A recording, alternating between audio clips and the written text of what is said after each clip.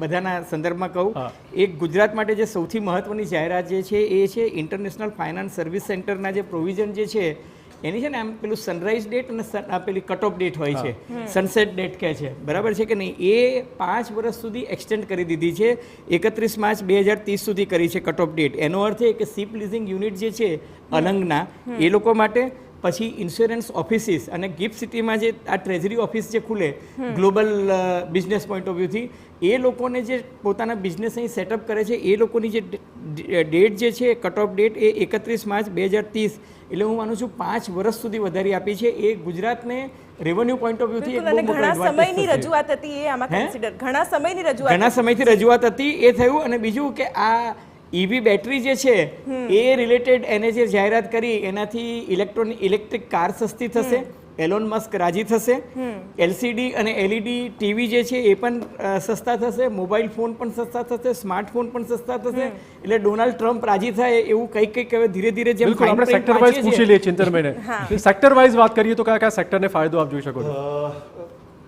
આમાં જોવા જાય તો એગ્રી પ્રોસેસિંગ ને ખૂબ મોટો ફાયદો થશે. ટેક્સટાઇલ ઉપર ફોકસ આપવામાં આવ્યું છે અને ટેક્સટાઇલ એઝ આઈ ટોલ્ડ કે ખાલી ટેક્સટાઇલને ફિસ્કલ બેનિફિટ નહીં, એને ઇકોસિસ્ટમ બેનિફિટ પણ આપવામાં આવે છે.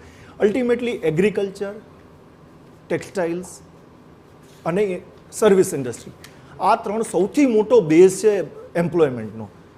અને ચોથો છે એમએસએમઈ. તો આ ચારેયને ખૂબ સારી રીતે આમાં ઇન્ક્લુડ કરવામાં આવ્યા છે. એઝ વી સેડ એગ્રીકલ્ચર, તો એગ્રીકલ્ચર માટે જે ક્રેડિટ લિમિટ વધારી છે તો 2 પ્રોડક્ટિવિટી વધશે અને આનું રેવન્યુ વધશે. As far as MSME is concern, તો હું તમને એ કહું છું કે આ લાભ ખાલી એક્ઝિસ્ટિંગ એમએસએમઈને નથી મળ્યો, એમએસએમઈનો બેઝ એટલો મોટો કરી દીધો છે કે જે એમએસએમઈને બેનિફિટ મળતા હતા, સમજી લ્યો કે 5 લાખ એમએસએમઈને મળતા હતા, હવે 5 ની બદલે 10 લાખ એમએસએમઈ થઈ જશે. તો એ બેનિફિટ વાઇડ સ્પ્રેડ થઈ જશે. માટે એમ્પ્લોયમેન્ટ જનરેશન માટે ખૂબ મોટો ફાયદો છે. અને સ્ટાર્ટઅપ માટે પણ જે માઇક્રો એમએસએમઈસ છે, મેં જે રીતે કીધું આપને કે એ લોકો માટે ક્રેડિટ સૌથી મોટી ક્રેડિટ જનરેશન, તે ક્રેડિટ કાર્ડ મળી ગયું 10 લાખ રૂપિયાનું, તો એની લાઈફ એનો ફોકસ એના ધંધા પર થશે. વારંવાર જે બંધ થતા હતા, 1 વર્ષમાં સ્ટાર્ટઅપ બંધ થતા હતા, એ હવે કદાચ નહીં થાય, રેશિયો ઘટશે. એનું ફોકસ ધંધો કરવા ઉપર રહેશે ને ક્રેડિટ જનરેટ કરવા પર નહીં રહે. માટે ક્વોલિટી ઓફ એમ્પ્લોયમેન્ટ અને જનરેશન વિલ બી હાયર. તો આ બધા શિપ બિલ્ડિંગ છે, જીસીસી છે. હવે આ જે જીસીસી જે ગ્લોબલ કેપેસિટી સેન્ટર્સ છે, તો એક 10th પાસથી લઈને એક બીકોમથી લઈને આ બધાને એક સર્વિસની જરૂરિયાત છે. They want employment. તો એ ક્યાંથી આવશે? એ આ ગ્લોબલ કેપેસિટીમાંથી જ આવશે. તો એના માટે જે અત્યારે જે મેદાન ખોલી દેવામાં આવ્યું છે, તો આઈ થિંક આ 5 જે સ્તંભ છે એનાથી ease of doing business and ease of living, આ બંને વસ્તુ. એક સવાલ ટેકનિકલી પૂછવો કે જે વીમા ક્ષેત્રમાં 100% એફડીઆઈની મંજૂરીની વાત છે, એની ચોક્કસ લાભાલાભ શું રહેશે? સી, આજની તારીખમાં વીમા ક્ષેત્રે ઘણું બધું 75% સુધી તો ઓલરેડી આપણે ખોલી જ આપ્યું હતું. માટે એક મોટો તબક્કો આમાં કવર થઈ ગયો હતો. પણ આ જે 25% વધારવાથી હજી ઓર નવા પ્રોડક્ટ્સ ઇન્ક્લુડ થશે. એ નવા પ્રોડક્ટ માટે રૂરલ ઇન્ડિયા પણ કવર થશે અને એના માટે એની માર્કેટિંગ માટે એની ચેનલ સેલ્સ માટે ખૂબ બધી નોકરીઓ ઉત્પન્ન થવાની પોસિબિલિટી છે. બિલકુલ, ચોક્કસ લાભાલાભ અત્યારે ચર્ચામાં છે. અજયભાઈ, ચોક્કસ વાત કરીએ, તમે ગુજરાત માટે પણ વાત કરી, પણ અને પહેલાં પણ વાત કરી કે ક્યાંક ને ક્યાંક દિલ્હી અને બિહાર ફોકસ ઇલેક્શનના કારણે રહ્યું છે.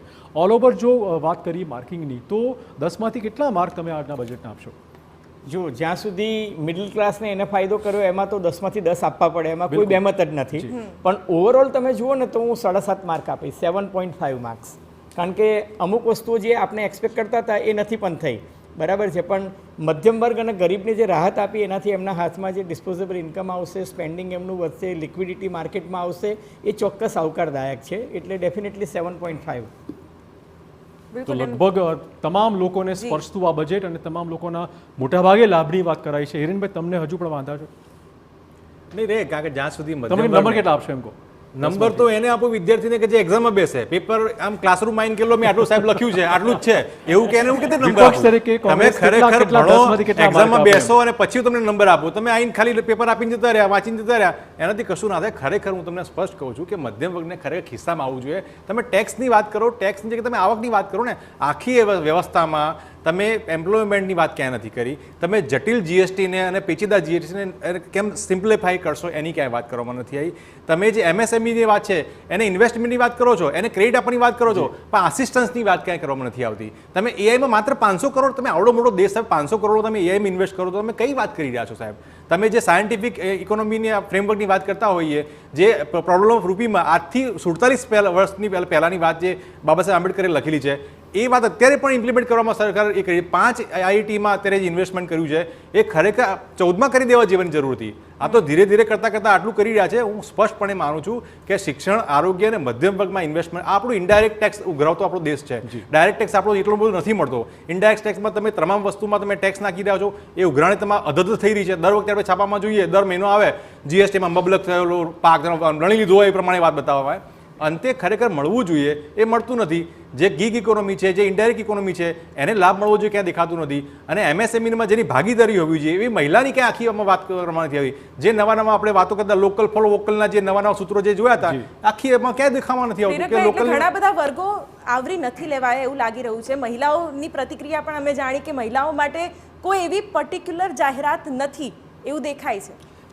સૌથી પહેલા જે હિરેનભાઈએ વાત કરી કે આ બજેટના માર્ક આપવાનું તે કીધું જે એક્ઝામમાં બેઠો હોય ને માર્ક, મને લાગે એ દિલ્હી વિધાનસભાની ચૂંટણીમાં કોંગ્રેસના રિઝલ્ટની વાત કરતા હશે.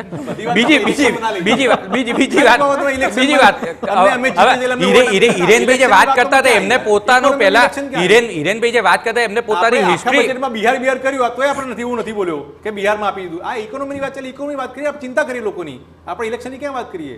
આપણે વારંવાર એમાં બિહાર કોઈ બિહાર તો એ ઠીક છે ભાઈ, તમે આપ્યું એ પણ ભારતનો અંગ છે, એમાં કોઈ ના નથી પાડો. તમે ઇલેક્શન કરો, ઇલેક્શન બેટ કરો, વાંધો નથી, પણ ઇકોનોમીની વાત કરો ને ભાઈ. તમે શું કરવા માંગો છો, કેવી રીતે કરવા માંગો એની વાત કરો ને ભાઈ. હા બોલો પ્રેરકભાઈ, તમે બોલો.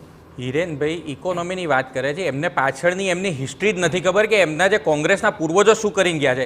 ઇન્દિરાબેન ગાંધી વખતે 97.5% ટેક્સ સ્લેબ હતો. હું લઈને આવ્યો છું, ઇન્ડિયા ટુડેનો રિપોર્ટ લઈને આવ્યો છું. એટલે એ જ્યારે મધ્યમ વર્ગની અને ગરીબોની વાત કરે છે, ઉદ્યોગપતિઓ એ લોકો, ગેહલોત સરકારે 25,000 વીઘા જમીન એ ગૌતમ અદાણીને આપી દીધી હતી. આ લોકો ગૌતમ વચ્ચે ના બોલો, તમે સાંભળવાની તૈયારી રાખો.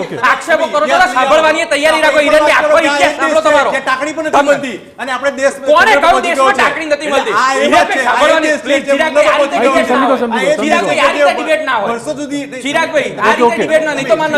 જવાબ લઈ લે એકવાર. બેંક ઓફ બરોડાની સ્થાપના 1906 માં થઈ ગઈ હતી. ટાટા સ્ટીલની સ્થાપના 1908 માં થઈ ગઈ હતી. આપણા દેશમાં આરબીઆઈ 1935 માં બની ગઈ હતી. આપણી એરફોર્સ 1936 ની અંદર હતી. આ દેશમાં આઈટીસી નામની કંપની જે બ્રિટન ટોબેકો કંપની કહેવાતી હતી એ 1947 પહેલા હતી. છત્રપતિ શિવાજીને રાણા પ્રતાપ જે તલવાર અને ભાલાથી લડતા હતા એ બધું શું ઇટાલીથી આવતું હતું? સોનિયાબેન ગાંધી મોકલાવતા હતા? એટલે વાત કરો છો તમે આ રીતે, તમે વાત કરો છો, તમે બોગસ વાત કરો છો. જ્યારે ઇતિહાસની તમને ખબર નથી, તમને ખબર નથી શું ખબર છે? તમે તો લાલ કલરના ચોખા ખવડાવતા હતા હિરેનભાઈ. હિરેનભાઈ વચ્ચે તમે ના બોલો, તમે સાંભળવાની તૈયારી રાખો. ખાલી બેફામ વાતો કર્યું ના હોય, આપણે ખાવા માટે પણ અન્ન બહારથી મંગાવવું પડતું હતું. હા તો એ તમારા લોકો કર્યું જ નતું. તમે દેશ માટે તો ખાવાનું બહારથી જ મંગાવવું પડે. આપણે આઝાદીમાં ક્યાં હતા નહીં, ઇકોનોમીમાં ક્યાં હતા નહીં, આપણે મામા 85 સીટો કર્યા છે અને પછી વાતો કરો. ખરેખર તૈયાર પાણે પીરસાઈ ગયું છે એટલે એમને ખબર નથી કે કેવી રીતે ભાણું આવ્યું છે. આ ભાણું બનતા તમામ ચિરાગભાઈ હિરેનભાઈને નોલેજ નથી. હું ખરેખર કહું કોઈ ફાઇનાન્સના જાણકાર એવા વ્યક્તિને કોંગ્રેસમાંથી બેસાડો. હિરેનભાઈ જેવા નાવે એકની એક ટેબે રિપીટ કરે રાખે છે. જે નોલેજ વાળા વ્યક્તિને બેસાડો ને ડિબેટ કરવાની. તમે ઇન્કમની વાત, તમે ઇતિહાસમાં તર્યા, ઇકોનોમીની વાત ચલો મને એમ કહો કઈ સરકાર હતી કે જ્યારે દેશનું બજેટ પાસ ના કરાવી શકે? કોંગ્રેસની સરકાર હતી. કઈ સરકાર હતી કે જ્યારે દેશનું બજેટ લીક થઈ ગયું? એ કોંગ્રેસની સરકાર હતી કે જ્યારે ફાઇનાન્સ મિનિસ્ટરે રાજીનામું આપવું પડ્યું. એલપીજી એટલે લિબરલાઇઝેશન, પ્રાઇવેટાઇઝેશન, ગ્લોબલાઇઝેશન કર્યું જેના કારણે હિરેનભાઈ જે પાંચમી તૈયારી રાખો તો વચ્ચે ના બોલો. તમારા તત્વો વચ્ચે ચિરાગભાઈ આ રીતે ડિબેટ ના કરે તો તમારે નથી બેસવું, ડિબેટમાં નથી બેસવું. મંત્રી ગરીબો બગાડે છે હિરેનભાઈ. ઓકે ચિરાગભાઈ આ રીતે સમજી ગયો. હું એમને શાંતિથી સાંભળીને મારા વચ્ચે બોલે છે. અરે ભાઈ તમે એમને અટકાવતા નથી. આક્ષેપ પ્રતિ આવી રીતે ચાલતું હશે. તટસ્થ વાત કરીએ તો ચિરાગભાઈ પ્લીઝ સમજી ગયો. આવી રીતે ના ચાલે. સમજી ગયો. હવે એ વચ્ચે બોલે ત્યાં સુધી તમે અટકાવતા પૂરું થઈ ગયું. હા બોલો અજય બોલો. શાંતિથી સમજી ગયો. ઓકે આવી રીતે હા બોલો અજય હું એમને નહીં બોલવા ઓકે હવે નહીં બોલે. ઓકે બોલો. આવી રીતે ચાલે જ નહીં. ઓકે સમજી અરે સમજી ગયો ભાઈ. સમજી ગયો. હા તો તમે બોલો. ઓકે ઓકે તમે આક્ષેપો કર્યા પછી ચૂપ થઈ જાઓ. સવાલ એ ઓકે તમે બોલો તમે. ઓકે અજયભાઈ બિલકુલ